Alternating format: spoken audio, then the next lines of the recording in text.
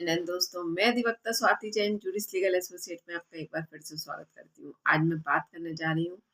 498 के केस में महिला के द्वारा जो आप बीती घटित हुई, क्योंकि महिलाएं जोश में आकर या अन्य व्यक्तियों के आने पर, या यूं कहूँ कि किसी भी एडवोकेट का कहना मानकर अपने परिवार को नीचा दिखाना या पति को नीचा दिखाने का सोच जरूर लेती हैं, लेकिन कहीं ना कहीं उसका भुगतान अगर महिलाएं समझे तो स्वयं उनको करना पड़ता है। लेकिन इस बात को कहना कहीं ना कहीं महिलाओं को हर्ट करना होता है कि हम क्या कमजोर हैं, क्या हम किसी पर आश्रित हैं, या हम उनसे दबकर क्यों रहें कि फाइनेंशियली इंडिपेंडेंट है इसलिए। तो यहाँ पर मैं महिलाओं को नीचा दिखाने की बात या महिलाओं को हर्ट करने की बात नहीं कह रही हूँ। अगर महिलाएं इस बात को ठंडे दिमाग से सोचें, अगर आप विवाह कर कर अपने वैवाहिक जीवन की स्थापना कर रही हैं या विवाह बंधन में बंध रही हैं, तो कहीं ना कहीं उस रिश्ते की डिमांड होती है कि आपको आपसी सामंजस्य, आपसी तालमेल से उस रिश्ते को आगे बढ़ाना चाहिए। लेकिन जहां महिलाएं विवाह करती हैं उसके बाद अपना ईगो लेकर खड़ी होती हैं, तो कहीं ना कहीं स्ट्रगल पर वो खुद को खड़ा करती हैं। क्योंकि आज मैं सिर्फ सच्चाई पर बात करूंगी, ना ही कोई एडवोकेट, ना ही आप मुझे इस नज़रिए से देखिए कि मैडम एक महिला होकर ऐसी बात कर रही हैं। अगर आप मेरी सिर्फ और सिर्फ बातों पर ध्यान देंगी तो कहीं ना कहीं आपको सच्चाई लगेगी और कहीं ना कहीं आप अपने परिवार को बचाने का प्रयास करेंगी। अगर बात अच्छी लगे तो प्लीज़ मुझे कमेंट कर कर ज़रूर बताइएगा और मेरे वीडियो को लाइक कीजिएगा, और अगर वीडियो पसंद आए तो शेयर भी ज़रूर कीजिएगा, ताकि मेरे एक प्रयास से किसी का परिवार बच सके या किसी की हेल्प हो सके तो मुझे बड़ा ही अच्छा लगेगा। और इस वीडियो को बनाने का उद्देश्य भी सिर्फ यही है कि जो महिलाएं आज जोश में आकर या दूसरे के बहकावे में आकर अपना परिवार तोड़ती हैं, तो वह महिलाएं संभल जाएं। क्योंकि जो व्यक्ति आपको एक सलाह देकर जाएगा वो आगे आकर आपका सपोर्ट करने के लिए कभी तैयार नहीं होगा। क्योंकि आपको सिर्फ सलाह देने वाले बहुत लोग मिल सकते हैं, लेकिन जो आपकी लाइफ में आगे स्ट्रगल करने के लिए आपको खुद खड़े होना पड़ता है, उस समय आपको कोई सपोर्ट नहीं करता। तो यहाँ पर महिलाएं बहुत ठंडे दिमाग से इस बात को समझें, बिना स्किप किए हुए वीडियो को देखें कि आखिर मैं अंत में कहना क्या चाहती हूँ, इस बात का सार क्या निकलेगा। बाकी फिर आप स्वयं समझदार हैं, अगर वीडियो पसंद ना आए तो आप डिसलाइक भी कर सकती हैं, आपकी इच्छा। लेकिन मेरा एक प्रयास है, जो मैं देखती हूँ उसके अकॉर्डिंग मुझे ऐसा लगता है कि मेरी बहनें अगर कई गलती करती हैं तो मैं उन्हें रोक दूँ। चलिए बात करती हूँ। हाँ, और अगर आप मेरे चैनल पर नए हैं तो प्लीज़ मेरे चैनल को सब्सक्राइब भी कर लीजिएगा, ताकि आने वाली वीडियो की नोटिफिकेशन आपको मिल सके। चलिए बात करती हूँ कि आखिर मुद्दा कहाँ था। मुद्दा ये था कि जो महिलाएं जोश में आकर पति के ऊपर 498 का केस कर देती हैं या ससुराल वालों के ऊपर केस कर देती हैं, आज मैं आपसे एक महिला की आप बीती डिस्कस करने जा रही हूँ कि जो महिला के साथ आप बीती घटित हुई उसके आधार पर अगर आप सुनकर समझेंगी तो इस बात को बहुत इजीली समझ पाएंगी कि मैं आपसे कहना क्या चाहती हूँ। एक महिला जिसने अपने पति के ऊपर 498 का केस किया। केस क्यों किया? क्योंकि उसका पति जॉब के लिए बाहर रहता था और पिता और उसके परिवार में सिर्फ पिता, हस्बैंड और वाइफ थे। लेकिन हस्बैंड जॉब करने के लिए बाहर जाता था और पिता खेती किसानी से जुड़े हुए थे, तो पिता वो गांव छोड़ने के लिए तैयार नहीं थे। और पिता ओल्ड एज थे, तो पिता बेटे ने अपनी जिम्मेदारियों को समझते हुए अपनी वाइफ को ये कहा कि मैं आना जाना कर सकता हूँ, लेकिन पिताजी यहाँ से जाने के लिए तैयार नहीं है और इस एज में मैं उन्हें हर्ट नहीं करना चाहता। तो तुम अब मेरे पिताजी के साथ रहो और मैं सैटरडे संडे में आता जाता रहूँगा और अपन अपने वैवाहिक जीवन को चलाते रहेंगे। धीरे धीरे मैं अपने पिताजी को मोड़ने का प्रयास करूंगा या बाहर ले चलकर वहीं रहने के लिए मनाने का प्रयास करूंगा। लेकिन वाइफ से इस तरह की एक्सपेक्टेशन करना पति की गलत नहीं थी, लेकिन फिर भी पत्नी को उचित नहीं लगा, सही नहीं लगा। उसके बाद पत्नी के द्वारा उस समय तो चुप रहकर उस बात को स्वीकार लिया गया। लेकिन जैसे जैसे समय गुजरता गया, पत्नी यहाँ पर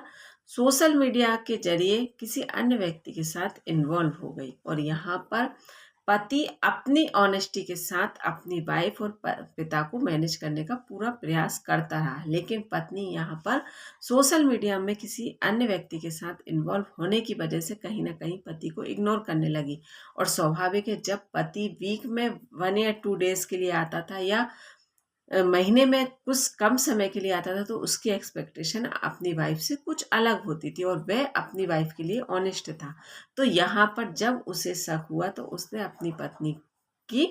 लिए उसने ये सारी चीज़ें चेक करने का प्रयास किया कि आखिर मेरी पत्नी मुझे इग्नोर क्यों कर रही है। तो यहाँ पर जब उसके पति के द्वारा ये सारी चीज़ें उसको क्लियर हुई, जब उसने उसका मोबाइल चेक किया तो उसके सामने ये सारी चीज़ें आ गई, तो उसने वहाँ पर भी अपनी पत्नी से बात करने का प्रयास किया। लेकिन पत्नी यहाँ पर अपनी ईगो की बात पर आ गई थी कि तुम मुझे अपने साथ ले जाने के लिए तैयार नहीं हो, मुझे शहर में रहना था और तुमने मुझे गांव में लाकर रख दिया और तुम मुझे अपने साथ ले जाने के लिए तैयार नहीं हो, तो अब मैं भी आपका कहा नहीं सुनूंगी या मैं आपकी लाइफ में क्यों रहूं। इस तरह से पत्नी का रिएक्ट करना था कि मैं भी अपनी मनमानी करूंगी। तो यहाँ पर पति के द्वारा किसी भी प्रकार से पत्नी को कन्विंस करने की फिर भी कोशिश की गई, लेकिन पत्नी यहाँ किसी भी प्रकार से कन्विंस होने के लिए तैयार नहीं। यहाँ पर पत्नी के द्वारा अपनी फ्रेंड से ये सारी चीज़ें डिस्कस की गई। तो यहाँ पर हाँ, इस बीच में पति के द्वारा ये भी कहा गया है कि अगर तुम अपनी मनमानी से ज़िंदगी जीना चाहती हो तो फिर अपन डिवोर्स लेना ही बेस्ट है। तो यहाँ पर अब स्वाभाविक है कि अगर किसी महिला पर इस तरह का ब्लेम लगा दिया जाए कि वह एडल्ट्री में है या किसी अन्य पुरुष के साथ संबंध है, तो स्वाभाविक है उसे अपने मायके में या किसी के सामने भी नीचा देखने को मिलेगा। तो यहाँ पर उसने अपने आप को सेफ साइड लेते हुए उसकी सहेली से डिस्कस किया, तो उसकी सहेली के द्वारा सलाह दी गई, या ये मान लीजिए कि उसने अपने आप को सेफ साइड लेते हुए उसने पति के ऊपर 498 का केस कर दिया और यहाँ पर न्यायालय पहुंची। और स्वाभाविक है, जब उसने किसी एडवोकेट से ये कहा कि मुझे किसी भी हालत में तलाक चाहिए लेकिन मेरे ऊपर आरोप नहीं चाहिए, तो स्वाभाविक है एडवोकेट को भी अपने काम के चलते या किसी व्यक्ति के द्वारा ऐसा कहा जाएगा तो वह भी उसी के ऊपर वर्क करेगा, क्योंकि अगर वह छोड़ता भी है तो कोई अन्य एडवोकेट के पास जाकर वह अपने मनमानी करती। तो यहाँ पर एडवोकेट के द्वारा भी उसको सलाह दे दी गई और उसी के अकॉर्डिंग उसके ऊपर केस करवा दिए गए। तो अब महिला जब गलत थी तो प्रूफ कर पाना कि पति गलत है या पति के पिता गलत है या किसी भी प्रकार से पति पर आरोप जो वह लगा रही थी वह साबित कर पाना संभव नहीं था। तो स्वाभाविक है यहाँ पति केस जीत गया। काफी लंबे समय तक वह केस चला, 2-2.5 साल तक, लेकिन वह पति को झूठा या गलत साबित नहीं कर पाई। और यहाँ पर सिर्फ और सिर्फ पति की आय के अकॉर्डिंग 4 लाख रुपए उसे एलिमनी के रूप में मेंटेनेंस की एक मुश्त राशि उसे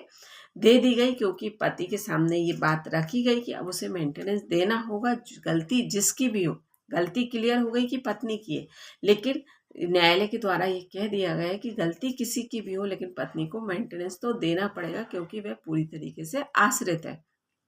तो पति के द्वारा मेंटेनेंस देने की भी स्वीकृति दे दी गई और यहाँ पर पति के द्वारा 4 लाख रुपए एक मुश्त राशि पत्नी को दिलवा दी गई। और ये स्थिति अभी यहाँ क्लियर नहीं हुई। अभी और सुनिए आप कि उस महिला की जब आप बीती आप कि जब उसे वह 4 लाख मिले तो पीहर में